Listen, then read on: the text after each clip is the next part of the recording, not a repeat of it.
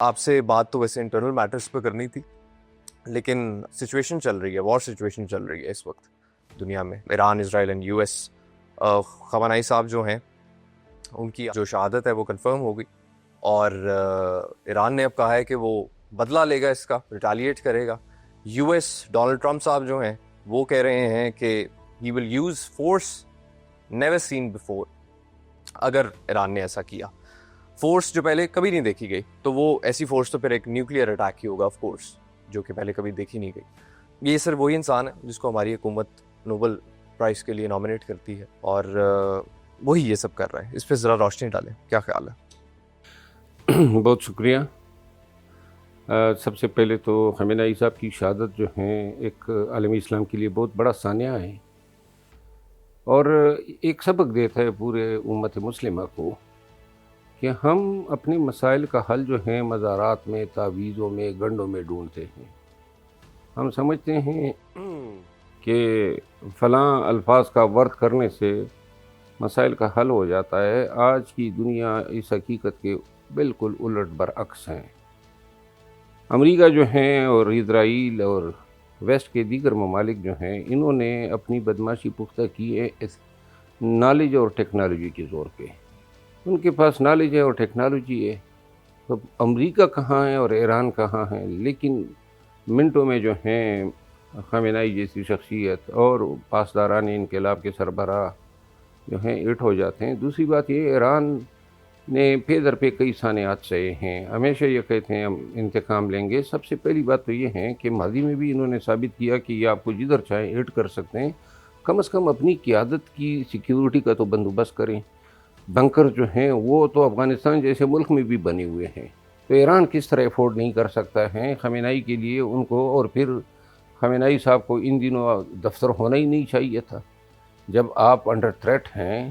Any how, میرا خیال ہے اب سر سچویشن یہ پوچھنے کا مقصد یہ تھا کہ نیوکلیئر وار کی طرف یا ورلڈ وار میرا 3 کی نہیں طرف جا خیال ہے سکتی ہے۔ نیوکلیئر وار کی ضرورت نہیں پڑی ہے، نیوکلیئر وار کی بالکل ریموٹ امکانات بھی نہیں ہے، کیونکہ نیوکلیئر وار جو ہیں وہ اس وقت جو ہیں اندیشہ ہوتا ہے جب مخالف جو ہیں اس کو آپ سبجوگیٹ نہیں کر سکتے ہیں اور اس کے علاوہ کوئی دوسرا آپشن آپ کے پاس نہ ہو۔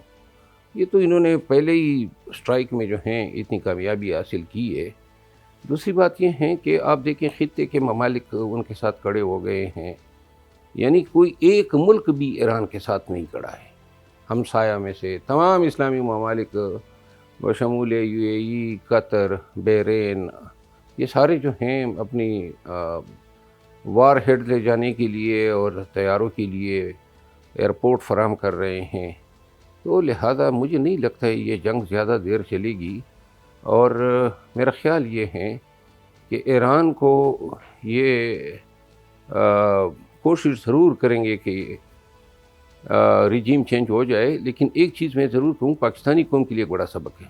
قومیں ایسی بنتی ہیں اور لیڈر ایسے ہوتے ہیں جس طرح ایران کی دھرتی نے جنم دیے ہیں، یعنی کہ 40-45 سال سے زیادہ عرصہ ہو گیا ہے انٹرنیشنل سینکشنز کا یہ سامنا کر رہے ہیں، یہ ادویات اور خوراک کے ان کو مسائل درپیش ہیں، لیکن ڈٹی ہوئی ہے۔ کیا قوم ہے!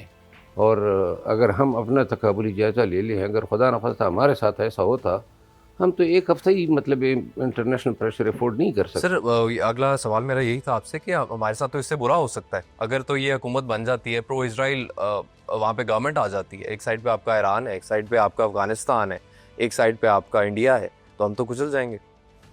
میرا خیال نہیں ہے، کیونکہ اگر پرو اسرائیل تو اگر نہ بھی آئے، لیکن اینٹی اسرائیل حکومت نہ آئے ایران میں، یہ کوشش ضرور ہوگی۔ باقی وہ دن گئے امت مسلمہ میں کہ جی اسرائیل کا نام لینا جو ہے بڑا گناہ ہوا کرتا تھا، اور میں دیکھ رہا ہوں کہ عنقریب پاکستان میں بھی بہت ساری پالیسی شفٹ آ جائیں گی۔ یو ایس ایمبیسڈر ہیں United nations human rights department میں، وہ پہلے ڈائریکٹر بھی تھے، انہوں نے کہا تھا کہ جو بھی بورڈ آف پیس کا حصہ بنے گا، جو بھی ملک، وہ جو ہے غازہ کے خلاف سازش کا حصہ ہوگا، جو بورڈ آف پیس کا حصہ ہیں یا آگے ہوگا۔ تو رشیا، فرانس، چائنا، یہ وہ ملک ہیں جو کہ کانسٹنٹ ممبرز رہے ہیں UN کے، یہ بورڈ آف پیس کا حصہ نہیں بنے، پاکستان بنا۔ اس پہ آپ کا کیا کہنا ہے؟ देखिए, पाकिस्तान को तो वाज़ेह तौर पे पैगाम दिया गया है और पाकिस्तान के पास जो है कोई ऐसे ज़्यादा ऑप्शन नहीं होते फॉरेन पॉलिसी में। बोर्ड ऑफ पीस जो हैं, मैं ज़ाती तौर पे समझता हूँ कि ये एक नेटो का मुतबादिल फोरम है। ट्रंप ये बताना और जताना चाहता है कि वो इंटरनेशनल पॉलिटिक्स और इंटरनेशनल हेजमनी गेन करने के लिए अपने हम ख्याल या ज़ेर असर ममालिक को जो हैं से पेज पे ला के उनको मिला के दुनिया के किसी भी मुल्क के ख़िलाफ़ सिफारती या हर्बी कार्रवाई कर सकता है।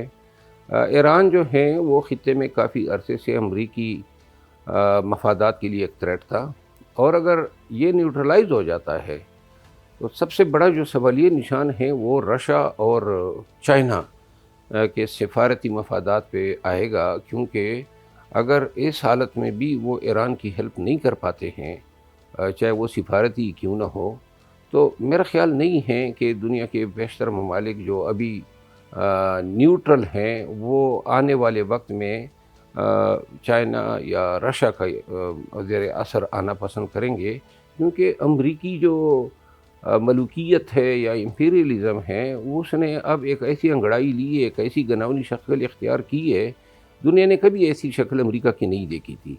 और वही ट्रंप था जिसके लिए एक वक्त में आपको याद होगा पीटीआई के लोग बड़ी कैंपेन कर रहे थे। फिर आपको याद होगा कि हमारी मुमलिकत ने कहा इसको नोबेल पीस अवार्ड दिया जाए। कैसे हम बोने बन जाते हैं।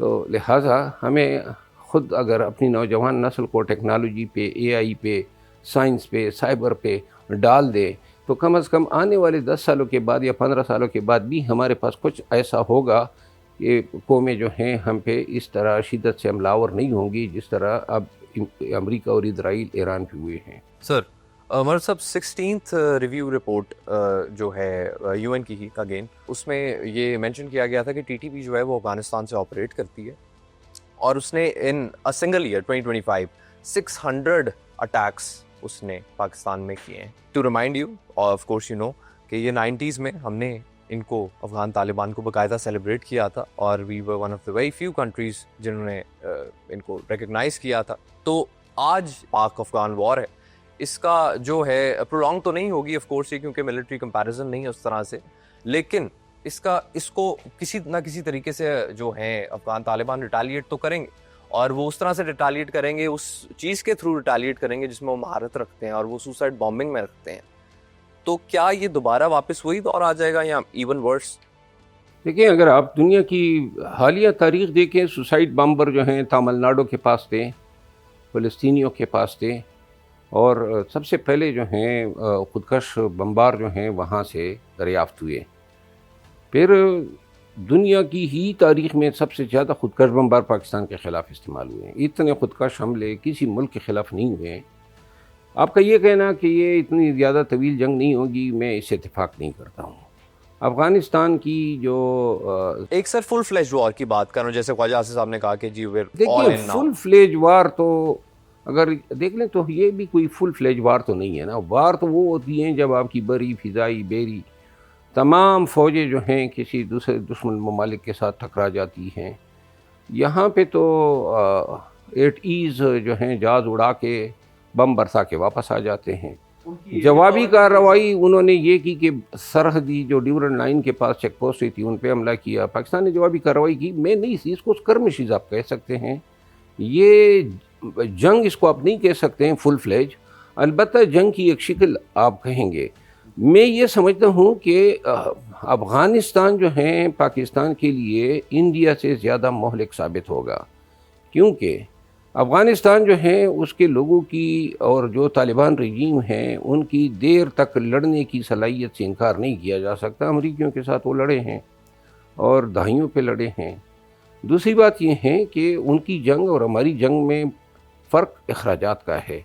वो गारों में छुप जाते हैं, पहाड़ों में छुप जाते हैं। आपको फ़ौज रखनी होती हैं, फ़िज़ाई रखनी होती हैं, आप ईंधन इस्तेमाल करते हैं, आप टेक्नोलॉजी इस्तेमाल करते हैं, आप तनख्वाहें देते हैं। तो लिहाजा हमारे अखराजात जंग के, और वो भी अपने तय सहना। अभी रूमर्स भी आ रहे थे